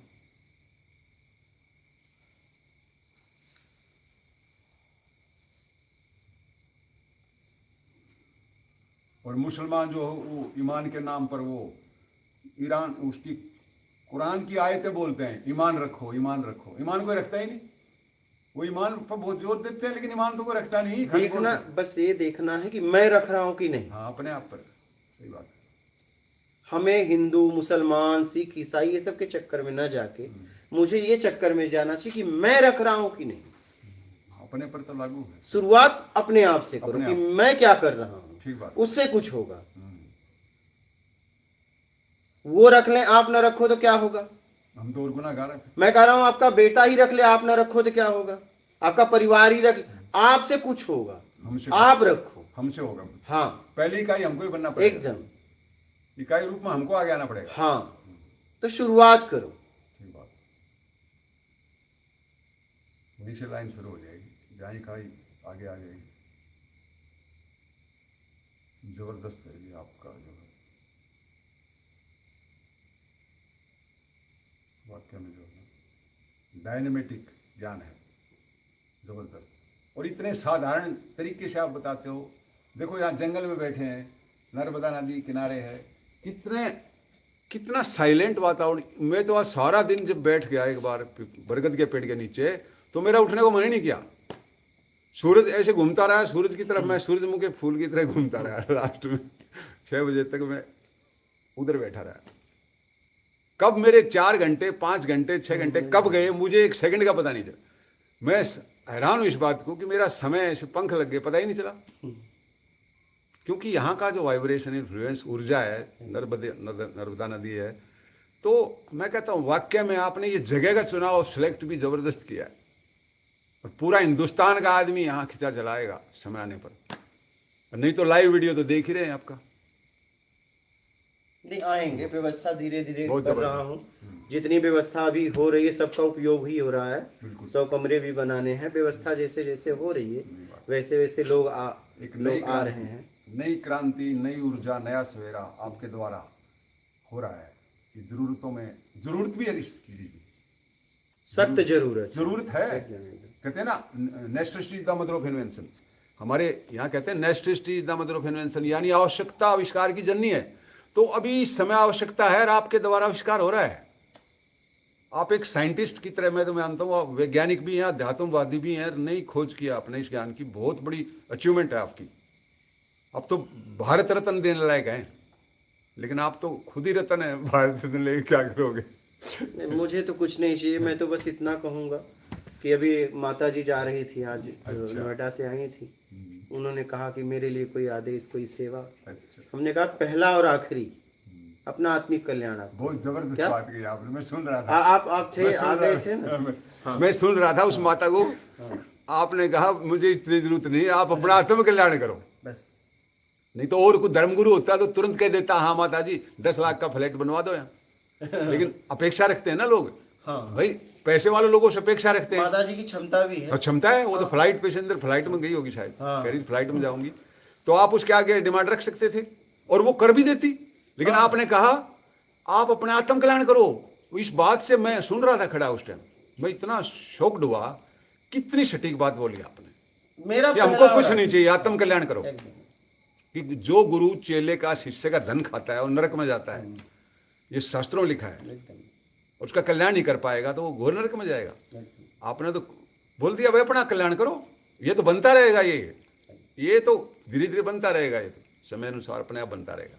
लेकिन आपने उसको इतना जबरदस्त उडोज दिया, अपना आत्म कल्याण करो। कितना बड़ा आपका सटीक ज्ञान है, वाक्य मानना पड़ेगा। मेरा पहला और आखिरी बात यही रहती है कि आप बस अपना आत्मिक कल्याण करो, सब हो जाएगा। बहुत बड़ी बात। और ये आपने नहीं किया, आपका कुछ भी करना व्यर्थ है। हाँ, किसी काम का नहीं। हाँ, अगर ये नहीं किया, ये कैसे हो जाए वो करो। क्या? बिल्कुल ईमानदारी सत्कर्म से लग जाओ जीवन में। अब ये कर लो, कुछ भी करो इसी के लिए। बस एक पॉइंट नोट कर लो, पॉइंट नोट मुझे अपना आत्मिक कल्याण करना है करना है। बस। लिख लो हर जगह, रोम रोम लिख लो पूरा, पहला और आखिरी, बिल्कुल। कि मुझे कुछ भी करना है और इसलिए करना है कि मेरा आत्मिक कल्याण हो जाए, बस, और कुछ नहीं। मुझे जीवन में अब कुछ नहीं चाहिए, कुछ नहीं चाहिए। आत्मिक कल्याण होगा तो सब कुछ मिल गया फिर। बस। और अगर मुझे कुछ करना होगा, अगर मुझे कुछ चाहिए तो आत्मिक कल्याण के लिए। बस। कोई भी कार्य अगर मेरे आत्मिक कल्याण में बाधा डालेगी तो मैं वो कार्य नहीं करूंगा। जबरदस्त है। वहां से सारा सिस्टम बिगड़ जाता है जब आदमी अपने मूल उससे हट जाता है। और एक बात और आपने कही थी कि बेईमान आदमी की इज्जत बेईमान भी नहीं करता। नहीं करता ना, ये मैंने सुना था आपके कहीं, याद नहीं आ रहा। बेईमान की इज्जत बेईमान भी नहीं करता, जबकि दोनों बेईमानी से ग्रसित हैं। हाँ। लेकिन वो उसको अप्रिशिएट नहीं करता कि ये ठीक कर रहा है, नहीं नहीं, अंदर उसको भी खलता है। बेईमान आदमी भी अपने घर में काम करने वाला आदमी ईमानदार चाहिए। हाँ, अगर बेईमानी में पकड़ा गया तो धक्के मार के भगा दिया धक्का जाएगा, मार के। लेकिन तू भी कभी धक्के खाएगा, ये बात समझ में नहीं आ रही। नहीं आती। हाँ? बिल्कुल। तू उसको पकड़ लिया, तुझे भी पकड़ने वाला कोई पीछे खड़ा है, पीछे खड़ा क्या? है। सही बराबर। हाँ, फैक्ट बात है जी, तू भी पकड़ा जाएगा इसमें कोई शक नहीं। और तू भी धक्के खाएगा। इसलिए अभी भी समय है, अभी भी तू ईमानदारी सत्कर्म अपना ले, बिल्कुल। अभी भी समय है, अपने आप को सुधार ले और बेईमानी का त्याग कर दे, अभी भी समय है। सही बात, बहुत जबरदस्त है। मैं देखिए, मैंने क्या देखा, मैंने देखा यार, चाहे वो कबीर का मार्ग हो, चाहे वो बुद्ध का मार्ग हो, ठीक है। चाहे वो गुरु नानक जी का मार्ग हो, चाहे वो राम का हो, चाहे कृष्ण का हो, चाहे ज्ञानेश्वर जी का हो, कई ऐसे संत हुए। तो मैंने कहा कि लोग चल रहे हैं, पहुंच क्यों नहीं रहे? हाँ, क्या पहुंच नहीं रहे, खाली चल रहे। उपलब्धि क्यों नहीं हो रही है? नहीं हो रही। मेन पॉइंट क्या छूट रहा है? कहीं न कहीं तो कोई बात है। लाखों चल रहे हैं, क्या कोई मेहनत नहीं कर रहा है? लाखों लोग चल रहे हैं तो एक भी नहीं पहुंच रहा है। एक भी नहीं पहुंच रहा। अच्छा, बिल्कुल सही बात है। क्यों ऐसा? फिर गलती कहाँ है? ऐसा क्यों? मेन ही बन के बैठा है, उसके बाद कोई उपलब्धि नहीं हो रहा है, उसी की फोटो लगाई जा रही, उसी को मेन माना जा रहा है, इसका मतलब उसके बाद कोई उपलब्ध नहीं हुआ। सही बात। ऐसा क्यों? कोई तो बात है, क्योंकि मैं कह रहा हूं लाखों करोड़ों चल रहे हैं, तो क्या सब ऐसे फालतू चल रहे हैं? एक आग तो चल रहा होगा, कहीं न कहीं बहुत बड़ी मिस्टेक है। इस पॉइंट को खोजो, गड़बड़ी कहाँ? ओह, मैंने देखा गड़बड़ी तो मैंने यही है, ईमानदारी सत्कर्म छोड़ दिया। बस बिल्कुल, मूल को छोड़ ही दिया, इसलिए नहीं पहुंच पा रहे।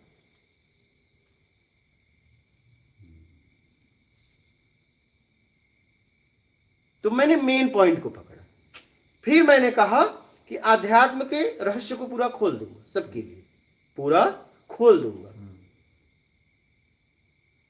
सबके लिए। ये अब गुप्त नहीं रहेगा, इसे मैं खोल दूंगा। वाक्य में आपने प्रत्यक्ष कर दिया, मैनिफेस्ट कर दिया जी, खोल दिया।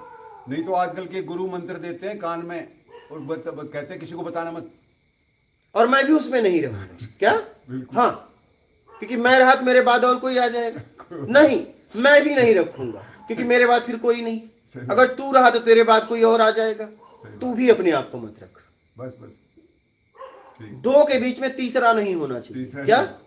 हाँ, क्योंकि तीसरा हमेशा धोखा देता है। तो मैंने प्रत्यक्ष ज्ञान में अपने आप को भी नहीं रखा। इसलिए प्रत्यक्ष ज्ञान आशीर्वाद, श्रद्धा, विश्वास, ये सब का नाम नहीं लेता। कहता है सब बात मत करो, काम की बात करो। काम की बात करो। हाँ, आप आ गए ना, विश्वास खत्म। बस विश्वास प्रथम सीढ़ी है व्यवस्था की, सिस्टम की। विश्वास के बाद प्रत्यक्ष होना चाहिए। प्रत्यक्ष होना। हाँ, इसीलिए प्रत्यक्ष ज्ञान कभी भी विश्वास, श्रद्धा की बात नहीं करता ना। जो प्रत्यक्ष है प्रत्यक्ष है, बस। विश्वास की क्या बात है? अभी अमेरिका के डॉलर पे लिखा है ट्रस्ट इन गॉड, अब ट्रस्ट इन गॉड लिखने से मेरे पास एक लेटर आया अमेरिका से कि आप हमारे क्रिश्चियन धर्म में आ जाओ। तो मैंने कहा आपके डॉलर पर लिखा trust in God, send for me $1,00,000 you trust on me, I will trust on God. आज तक जवाब नहीं आया उसका आज तक क्या ट्रस्ट इन गॉड लिखा है डॉलर पे, और वो मुझे अपने धर्म में बुलाना चाह रहे हैं, लालच दे रहे हैं। मैंने कहा ठीक है मैं आ जाऊंगा, मेरे लिए $1,00,000 भेजो यार। आज तक डॉलर नहीं आया मेरे पास, तो मैं क्रिश्चियन धर्म में क्यों जाऊंगा। तो ये बाउंडर नहीं है, बकवास नहीं है। भारत वाले नोट पर लिखा है सत्यमेव जयते, अमेरिका के लिखा है ट्रस्ट इन गॉड। तो अनफॉर्चुनेटली कितना फनी मैटर है ये, मतलब एक तमाशा बन गया। अब कोई इस पे विचार करने वाला है? कोई अध्यात्म गुरु बोलेगा ऐसा? लेकिन हम फौजी आदमी बोल देते हैं कुछ भी।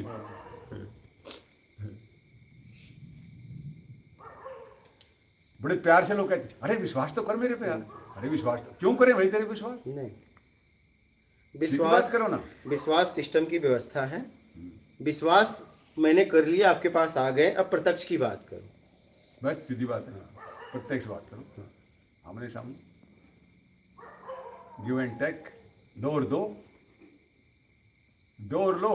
जैसे आपने वो राजा जनक का सुना था ना स्टॉक करेगा कि भाई पूछने गए रानी को कि मन और राज दोनों में से एक है। हाँ, या तो मन दे या राज दे। अब प्रत्यक्ष बात कह दी तो वो रानी से पूछने गया कि मैं राज दे दिया तो रानी की सुविधाएं कहाँ से आएंगी? वो तो फिर वही हो जाएगी जैसे वो द्रौपदी जुए में लगा दी थी। तो अर्जुन ने पूछना चाहिए था ना द्रौपदी से। यहाँ स्टॉकर वाली बात मैं अर्जुन से टैली करता हूँ कि अर्जुन को भी पूछना चाहिए था द्रौपदी लगाने से पहले युधिष्ठिर को। माता का सम्मान ऐसे ही थोड़ा होता है कि जहां मर्जी तुम जुए में उसको खड़ी कर दो, हार गए तो। लेकिन अष्टावक्र वो चालाक थे बहुत, जनक की रानी से पूछने गए, ये आपने बताया था। चालाक नहीं, मतलब चालाक नहीं, बुद्धिमान वो थे। वो उनकी समझ इतना विकसित हो गया था विनम्र। क्योंकि वो अपने उपलब्धि के लिए कुछ भी कर सकते, कुछ भी कर सकते। उन्हें तो कुछ चाहिए ही नहीं था, चाहिए नहीं था, उन्हें कुछ चाहिए ही नहीं था, न मन चाहिए न धन चाहिए। हाँ, तो वो तो दोनों देने के लिए तैयार थे। दोनों तो बोले एक काम करो, वहां पूछ के आता हूँ उनको क्या चाहिए, बाकी आपको दे दूंगा। बिल्कुल क्या? सही क्योंकि बात। पहले मेरे जीवन में वो आई है, पहले वो आई है, पहले बिल्कुल। वो आई है, तो पहले मैं उससे पूछ लूं। हाँ, तो गए पूछे तो उन्होंने राज कहा, तो राज दे दिया, और गुरु को मन दे दिया। तो राजा जनक के पास क्या बचा? क्या बचा? कुछ नहीं। कुछ नहीं बचा। तो कुछ नहीं में तो उपलब्धि हो ही जाएगी। सब कुछ में कुछ नहीं होकर भी हाँ, सब कुछ हो गया। लेकिन आप क्या करते हो? आप तिजोरी में लॉक मार के बढ़िया से, और बढ़िया से बच्चों को दे के 60 के बाद आके कहते कुछ नहीं। क्या हुआ? अब कुछ नहीं चाहिए, अब कुछ नहीं चाहिए। अब तो बस आजीवन यही रहना चाहते हैं। क्यों? लोग बाहर- जवानी का जितना कमाया क्या किया? वो तो बच्चों को दे दिया ना। मुझे तो कुछ नहीं चाहिए। क्या? हाँ, मुझे कुछ नहीं बच्चा चाहिए। ने धक्के मार के निकाल दिया वही तो, ये थोड़ी नहीं बताएंगे, वृद्धाश्रम में। ये नहीं बताएंगे। वो एक टीटी आई थी ना इधर, ओल्ड टीटी, मैंने सुना था आपका। हाँ हाँ, वो बता रही थी मैं 50,000 रुपये पेंशन लेती हूँ। हाँ, हाँ। बच्चा छोड़ने भी नहीं आया मुझे। अरे, टीटी से रिटायर होकर के मेरे आई, समझ से- बच्चा छोड़ने नहीं आया उसको स्टेशन पर। आप थी, उतारी थी उसके कपड़े। ये हाँ, इन्होंने जब वो बाइक से आई थी, आप ही थी? नहीं मैं नहीं। अच्छा, कोई और था। उसे उतारना पड़ा, बताओ, हाँ, मतलब बहुत उतारने के हाथ पकड़ने के लिए उसके बच्चे नहीं आए। बताइए, कमाल है। वो तो आश्रम ने कपड़े मंगाए थे उनके लिए, वो तो कुछ भी नहीं और लाई थी। आपको मैं बताऊं, ठीक है, मैं उनके पास कपड़े नहीं थे, तो मैंने कपड़ा मंगाया। बोली पैसा, मतलब पैसा अपना रखो, ये पैसा बच्चों को काम आएगा, पैसे की जरूरत उनको है। सही सही। मैं इतना सक्षम हूँ सही बात कि है, मैं आपके लिए कपड़ा मंगा सकता हूँ। बिल्कुल हाँ? कमाल है। इतना होने के बाद भी आदमी जो लुट पिट के आता है। हाँ, तो फिर मैंने भी उनकी एक परीक्षा ली। हम्म, एक लड़की को कपड़ा चाहिए था, अच्छा, ठीक है। हाँ। तो मैंने कहा एक काम करो, तो उनके पास शायद 2 था, तो बोला एक काम, हाँ? आश्रम ने 2 सूट मंगाए उसके दो लिए। दो मंगाया। दो तो मैं बोला उनको जाना होना था, तो मैं बोला एक काम करो, ये दोनों इसे दे दो। अच्छा, हाँ? हम्म, तो बोली 2 नहीं, 1 दे दूंगी। हाँ, हाँ, जो कि पैसा भी आश्रम का लगा था, फिर आप भी दे नहीं पाई सोचिए। वो। हाँ, तो उनकी भी तो स्थिति ऐसी है, वो कम थोड़ी ना है। ना ना ना ना ना ना, ना। सही। आपके साथ अगर आप जूते खा रहे हो हाँ, बिल्कुल। तो इसमें सिर्फ बच्चों का दोष नहीं है, बच्चों का तुम दोस्त। उसके लायक जूते खाने लायक ही हो। आपने बिल्कुल खुला कह दिया था उसको, बेईमानी की है तुमने भी जिंदगी में। हाँ, कहा था अरे वो मैंने सुना। जीवन भर वो खुद बोली मैं बेईमानी की हूँ। हाँ आपके बच्चे अगर आपको जूते मार रहे हैं तो आपको बुजुर्ग समझ पे आप पे दया आ रही दया। है, लेकिन इस बुजुर्ग ने कितना हाँ अत्याचार। बेईमानी किया होगा, अपराध किया होगा कि बिल्कुल, उसके द्वारा पैदा हुआ ही उसको जूता मार रहा है। जूता मार रहा है। सही है। बिल्कुल बिल्कुल। लेकिन बुजुर्ग देख के दया आ रही है। बुजुर्ग देख के। लेकिन आपने कैसा कर्म किया होगा कि आपके बच्चे ही आपको जूता मार रहे हैं। जूता मार रहे हैं। कुछ तो आपने ऐसा किया होगा, जरूर, जरूर। क्योंकि जूते ऐसे नहीं बरसते। ऐसे नहीं बरसते, उसी का परिणाम निकलता है ना फिर आगे। कर्म का ही सिद्धांत है वो, आप वाली बात है। तो कर्म का आप सिद्धांत। बुजुर्ग देख के आप दया मत करो ना। इन्होंने भी कुछ कर्म किया हो, किया है। और वो मुझे प्रत्यक्ष यहाँ मिला, लाइव में वो वीडियो है। हाँ हाँ उन्होंने कहा नहीं हाँ। हम एक दे देंगे, दो तो नहीं देंगे। हम कहे देखिए देखा। हम ही मंगाए हाँ क्या, सही है। और हम ही मंगाए, और हम ही कह रहे हैं इसे दे दो, और नहीं दे रही। दे रही है। हम तो बस परीक्षा ले रहे थे। पकड़ी गई वहीं, फेल होगी। और जबकि वो स्वीकार कर दिए कि मैंने भी टीटी जब मैं रहती थी तो पैसा ऊपर से ले लेते थे हम यात्रियों से। ये भी उसने स्वीकार किया कि 2 नंबर का ऊपर से ले लेते हम, हमको लेना पड़ता था। खुद स्वीकार कर रही है उसको। मैं तो इतना समझ में आया कि अगर आपके साथ कुछ हो रहा है तो जिम्मेदार आप हो कहीं ना कहीं। बिल्कुल कर्म का सिद्धांत है जी। ये दया तो आ रही है, लेकिन कहीं न कहीं उसके लिए आपने भी काम किया है। ये कर्म का सिद्धांत वाली बात भी आपने कई वीडियो में एक्सप्लेन किया है, रोट भी किया था कि कृष्ण भगवान के जो माँ बाप हैं, हाँ, वो कितना उनका अच्छा कर्म रहा होगा, उसके घर में पैदा हुए कृष्ण जैसे पुत्र का जन्म हुआ, और पटक पटक के मार दिया और कंस। क्या ऐसा उन्होंने दुष्कर्म किया होगा उनके माँ बाप ने कि उनके सामने कई पुत्र मारे गए। हाँ, ये कर्म का सिद्धांत। ये है कर्म का सिद्धांत। राम का भी ऐसे ही। उसके पिताजी भी जाने के बाद मर गए, ऊपर से गिर के सुसाइड किया। तो आप सोच समझ के जीवन जियो, अपना आत्मिक कल्याण करो और आगे बढ़ो। ठीक ना है? वाक्य में जी आपका जबरदस्त है, बहुत ही सटीक है। हम तो धन्य हो गया आज आके। बहुत दिन से इच्छा थी आने की, अभी टाइम मिला। बहुत पहले आना चाहता था मैं, चलिए लेकिन आ अभी गए, अच्छा है। 7 दिन के लिए तो टाइम निकाला है। और अब यहाँ आप चाहे जब तक रहें, आप ही लोगों के लिए बनाया जा रहा है। नहीं जरूर आगे और भी ज़्यादा समय लेके आ ठीक रहे है, यहाँ आप ही लोगों के लिए इसका निर्माण मैं आप ही लोगों के लिए कर रहा हूँ। ठीक है, अपनी जितनी सामर्थ्य है पूरी सामर्थ्य के साथ धन तन और समझ लगा दिया हूँ। वाक्य में। ठीक है, जैसा होना है हो जाए, न होना है मत हो, लेकिन एक ही बात मैं कहता हूँ कि अपना आत्मिक कल्याण कर। बस बस बस सुपर बात। अगर मुझे कोई मुझे सेवा का मौका देता है तो प्रथम और मेरा आखिरी सेवा है आपका आत्मिक कल्याण। बस बस ईंट पाथर जुड़े चाहे ना जुड़े, सही बात। मुझे कोई फर्क नहीं पड़ता, क्योंकि ये जुड़ेगा तो गिर जाएगा। क्या ये आज जुड़ रहा है और मुझे पता है कि ये आने वाले समय में गिर जाएगा। बहुत फैक्ट ठीक बात है, सीधी सी बात है। फैक्ट बात। तो मैं इसमें आपको नहीं उलझाऊंगा। इस पर भी मुझे एक एग्जाम्पल याद आ गया। एक राजा ने एक महल बनाया, एक आप जैसे योगी पहुंच गए। राजा ने कहा मेरे महल में जो 2 कमियां निकालेगा मैं उसको इनाम दूंगा। अब पूरे शहर में कोई भी महल में कमी बताने वाला नहीं मिले, क्योंकि सब डरते थे कि इनाम की बजाय कहीं हमको सजा न दे दे।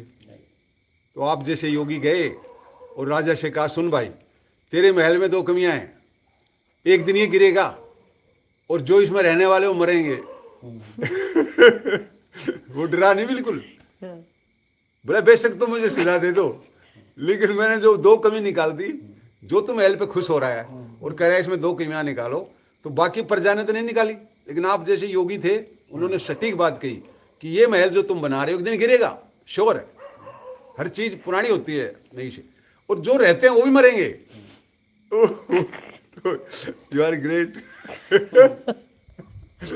सच्ची बात बोली। आप भी इतनी गजब की बात करते हो, मुझे एग्जाम्पल याद आ जाता है फिर। इसीलिए मेरा मुझसे अगर कोई सेवा कहता है ना, तो मैं मतलब आत्मा से यही निकलता है कि तू बस अपना कल्याण कर ले। बस बस बस अगर ये सेवा कर दे तो ये मेरे लिए बहुत बड़ी बात। मतलब सर्वश्रेष्ठ सेवा है। काश तू कर देता है, बिल्कुल जी, आपके काश तू ये कर दे। कितनी खुशी होगी एक टीचर को जब स्टूडेंट पढ़ के पास होता है, टीचर कितना खुश होता है। मैं एकदम आंतरिक बोलता हूँ, नहीं नहीं, आपने सटीक बात। मुझे ईंट पाथर में कोई रस नहीं, कोई 1% का रस ये तो नहीं। व्यवस्था है भाई, चलो लोगों की। ये हो रहा है तो भी ठीक है, हम्म। नहीं होगा तो भी ठीक है। बस व्यवस्था। मेरे जीवन में बस एक ही बात हो जाए कि आपका आत्मिक कल्याण हो जाए, बस। बहुत फाइन, ये पहला और आखिरी, जबरदस्त। और आपसे मुझे कोई उम्मीद नहीं।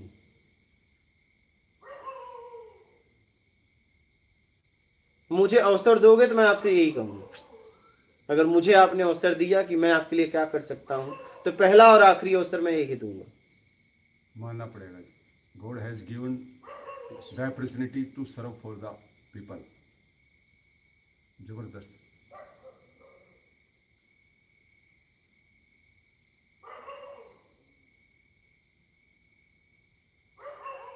वाह जी वाह, धन्य हो गया।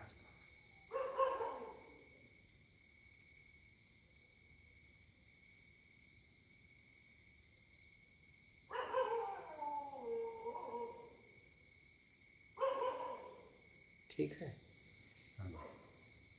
बहुत अच्छा लगा, ठंड भाग गई, ठंड दूर और हो कुछ गई। कहना है तो कह दीजिए।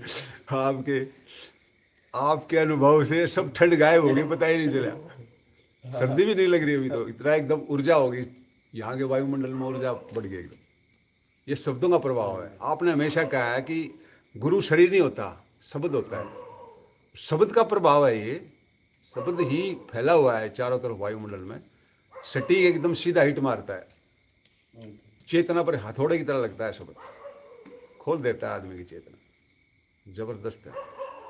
प्रैक्टिकल है ना, प्रैक्टिकल ज्ञान है आपका, प्रत्यक्ष ज्ञान है, थ्योरिकल नहीं है, प्रैक्टिकल है।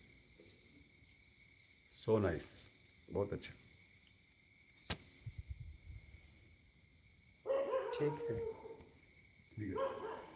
अभी ये भी देखो आने लगा। हाँ। ये अब वहाँ नहीं रुक है पाता, नहीं। अब वो तभी बोलता है कि हाँ। अब ये यहीं बैठेगा। एकदम। अब ये जब देखो कैसे छोड़ उसे चिल्ला रहा था। अच्छा नहीं लगता है कि खोलो। वाइब्रेशन का प्रभाव है, शांत हो गया। हाँ अब देखिए ना, इसका आसन यही लगाया इधर, हाँ अब सत्संग हो ना ये यही लगाया था। नहीं ऐसे तो लगाया। चिल्लाएगा। चिल्लाता है ना वहाँ, चिल्लाता है, चैन तोड़वा देगा ये। हाँ वो कहता है मेरे को बुलाओ, तुम खुद सुना रहे हो, मुझे भी सुनने दो। देखो कैसे बैठा है। मानना पड़ेगा।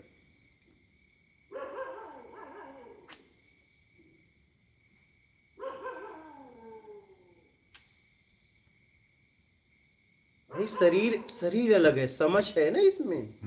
बिल्कुल, बहुत वफादार होता भाई है। जड़ भरत हाँ, हाँ। हुए, उसके पहले हिरण के शरीर में थे। हाँ, हाँ। समझ हो, हिरण के शरीर में भी क्या शरीर में वही हाँ समझते बिल्कुल हैं। बिल्कुल। हाँ, एकादशी को वो निकालते थे। हाथी के शरीर में भी सेंसिटिव होता है। हाँ हाँ एकदम। तो समझ तो है, शरीर मिल गया। बिल्कुल। बराबर, संस्कार तो कैरी ऑन करके लेके जाती है ना आत्मा। एकदम एकदम। देखिए ना कि कैसे यहाँ आके चिल्ला के बैठना, भले आप अब कुछ तो है, कुछ तो अलग इसमें है ना? इसलिए तो मैं कहता था कुछ तो है। बिल्कुल बिल्कुल।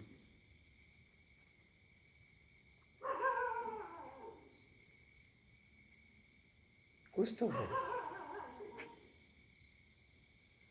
और एक बात और आती है, कहते हैं स्वर्ग में युधिष्ठिर के साथ कुत्ता गया। हाँ अब देखिए, ये बात हम बड़ी अटपटी समझते थे, स्वर्ग में कुत्ते का क्या काम।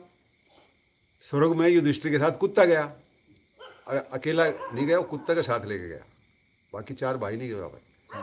तो कुत्ते में 2 गुण होते हैं, वफादारी जबरदस्त होती है एक तो, जिस मालिक का खाता है उसका पूरा करता है, और सूंघने की शक्ति होती है, वो भेद लगा लेता है कौन चीज कहाँ है। तो ये वफादारी की वजह से वो स्वर्ग में गया।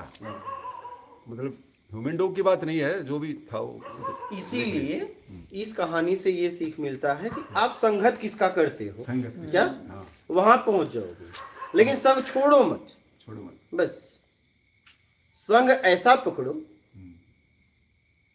कि छोड़ो मत। और कोई महान पुरुष का संग पकड़ो। हाँ, क्योंकि जिसका संग पकड़ोगे वहीं वैसे ही हो जाओगे। जाओगे। वही याद रखना। वही जाओ। हाँ। बिल्कुल सही बात है। संग किसका पकड़ते हो? बस बस बस। तो संग पकड़ने के पहले जांच लो, बराबर है। क्योंकि वहीं वो ले जाएगा। एकदम सही। राइट।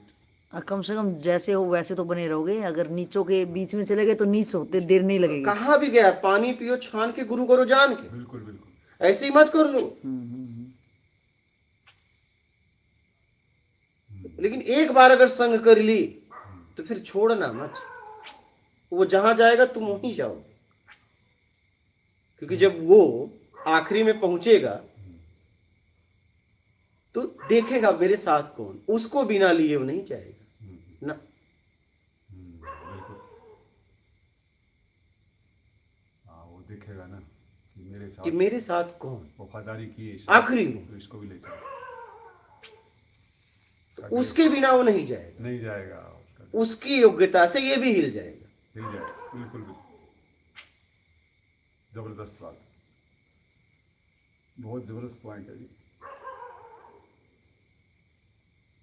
इसलिए साथ करो तो पूरी तरह, और या तो मत करो, या करो ही मत। हाँ, हम गड़बड़ में रहते हैं।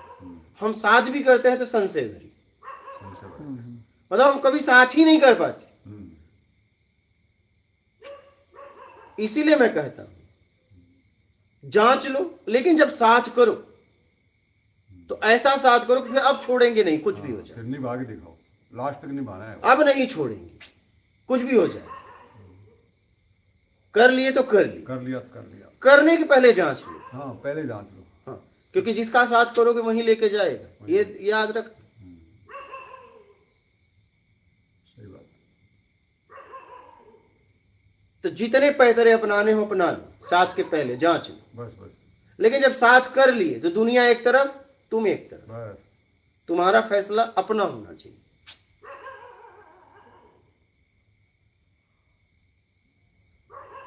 तभी तो लीडरता आती है अपने फैसले में। फैसला खुद का होना चाहिए, अपनी समझ से, प्रभाव में नहीं, अभाव में नहीं, कुभाव में नहीं ना, साथ अपनी समझ से करो। आप भी तो कहते हो ना, यहाँ पर जो आते हैं 3 तरह के लोग आते हैं। हाँ, एक प्रभाव में, एक कुभाव में, लेकिन कोई कोई स्वभाव में आते हैं। हाँ। तो स्वभाव में आने वाला तो आज मैं ही आ गया आपके पास। बाकी आप ठोक में जाके देखोगे तो पता चलेगा। ठीक, मुझे तो देखना ही नहीं है, देखना तो आपको है। मैं तो ठोकने से मुक्त हो गया। क्या सही है। मुझे तो ठोकना ही नहीं किसी को। ठोको आप, संशय आप में है, मुझ में थोड़ी ना है। मुझे तो पता है आप अधूरे हो, पूर्णता के लिए आ रहे हैं। बिल्कुल बिल्कुल। क्या जांचना आपको है, मुझे नहीं, सही बात। क्योंकि मुझे पता है आप में कमी है। क्योंकि कमी नहीं होती तो आते क्यों? समझना इस बात को। बिल्कुल बिल्कुल सही बात। तो मुझे जांचने की कोई जरूरत ही नहीं है। जांचो आप अपने आप को भी, मुझे भी। खैर, आपको जांचने की तो हमारी इतनी हिम्मत नहीं अभी, लेकिन आप तो हमको जांच ही सकते हो। नहीं, हम जांच के क्या करेंगे? मैं आपको क्यों जांचूं? हाँ, एनर्जी वेस्ट क्योंकि होगी। मुझे पता है आप में कमी है। अच्छा, क्या जांचूं? नहीं जांच। आप बताओ, क्या जांचूं? बात आप में कमी है, बात तो सही है। क्या जांचूं? जांचो आप, ठीक बात। इसलिए कि सामने वाला कह रहा है कि मैं अपने आप में स्थिर हूं, पूर्णतः हूं। आप जांचो। सही बात। ये क्यों जांचे? बिल्कुल बिल्कुल। बोल के हम जांच सकते हैं आपको। हाँ। आपका तो मतलब ही नहीं है, हम जांच सकते हैं, क्योंकि आप हाँ, प्रैक्टिकल दोगे। एकदम। प्रैक्टिकल हम अपने ऊपर लाई करेंगे। अगर वो प्रैक्टिकल लेकिन रियल में मेरे पे आपको जांचने के लिए मैं एक पॉइंट और बोल रहा हूँ। आपको जांचने के लिए हमारे अंदर हिम्मत चाहिए। ठीक है, हिम्मत नहीं, लाइए। हिम्मत आप कुछ हिम्मत कह रहे थे। मेरा कहना है कि आपने कोई समीकरण दिया कि ये करने से ये होगा, तो वो मैं अपने ऊपर अप्लाई करूं, अपने करैक्टर में अप्लाई करूं, और उसके बाद वो मेरा गुण हो जाए, तो इट मीन्स वो कहने वाला सही कह रहा है। इसीलिए तो इसे वो जांचना ये हो गया ना कि आपने कुछ दिया और उसका रंग मेरे ऊपर चढ़ गया, और मेरे स्वभाव में वो चीज़ आई और मेरे को लगा हाँ पहले तो मैं ये नहीं करती थी, आज मेरी समझ बढ़ी है। तो इस तरह से ये चीज़ें अप्लाई में लेके आएंगे, अपने व्यवहार में लाएंगे, तो इस तरह का रिजल्ट लेके आए। तो आप तो क्या ही जांचोगे उसको, मतलब हम जांच सकते हैं अपने आप को भी और आपको भी। मैं आपको क्या जांचूं? आप में कमी तो है, कमी ये? है, कहा जांचे? सही बात। पहले हम तो से पूरे कमी- काले ही हैं। जांचा पूर्णता को बिल्कुल जांचा सही है। सही सही। अगर कोई कह रहा है मैं पूर्ण हूं, उसे जांचो। अब पूर्ण को क्या जांचोगे? एकदम सही है। जैसे भृगु ऋषि ने जाता था ना उसको, भृगु ने मारी थी लात उसको, ब्रह्मा को और विष्णु को। हाँ तो शंकर को भी मारी तो टेढ़ी दर्जन किया, ब्रह्मा को मारी तो उसने भी श्राप दिया। विष्णु को जब मारी लात तो विष्णु को बताते हैं भृगु ऋषि के पैर पकड़ लिए कि देव ब्राह्मण देव, मेरा शरीर तो वज्र का है, तुमको चोट तो नहीं आई। तब उसने कहा ये परफेक्ट है, नो विश एट ऑल, ये विष्णु परफेक्ट है। मतलब आता है शास्त्रों में, भृगु ने ही परखा था उसको, विष्णु को। तो आप ठीक कह रहे हो कि हम ही जांचे आपको। तो जांचना तब होएगा कि जब हम आपके ज्ञान को अपने करेक्टर में लेके आएंगे जी, उसमें ये जी, जांचना अप्लाई है। करेंगे, हाँ, अपने अंदर अप्लाई करेंगे, हाँ कि प्रत्यक्ष तभी जान आपने सकते बताया। हैं। सही बात, आपका बोला हुआ जो भी है तो अपने ऊपर अप्लाई करेंगे अपने, ना, हाँ तभी जान तब सकते हैं। जांचना होगा। क्योंकि उन शब्दों में जीने लगेंगे ना, तो फिर वो बात आएगी कि एक गुरु ने एक शिष्य से कहा किसी पर विश्वास मत करना, एक लेसन दिया, किसी पर विश्वास मत करना। लेकिन जब उसने लेसन तो दे दिया, अब उसको होमवर्क, उसको टेस्ट भी करना था, तो पेड़ पर चढ़ा दिया गुरु ने उसको, चढ़ो पेड़ पर। फिर कहा नीचे उतरो, 10 कदम पेड़ से रह गया तो कहा छलांग मार जाओ, मैं पकड़ लूंगा। और लेसन दे रखा था किसी पर विश्वास मत करो। तो शिष्य ने छलांग मार दी, गुरु पीछे हट गए, धड़ाम गिरा, टांग टूट गई। बोले गुरु जी आपने भी धोखा दे दिया विश्वास। बोले मेरा लेसन क्या था, किसी पर विश्वास मत करो। तो वाक्य में आप सही कह रहे हो।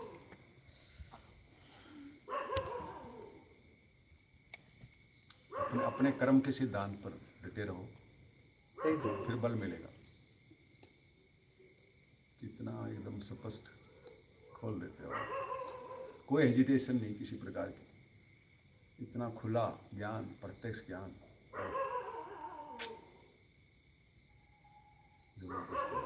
समझो, कल्याण करो, अपना आगे बढ़ो। ठीक है, ठीक है, ठीक है महात्मा। महात्मा।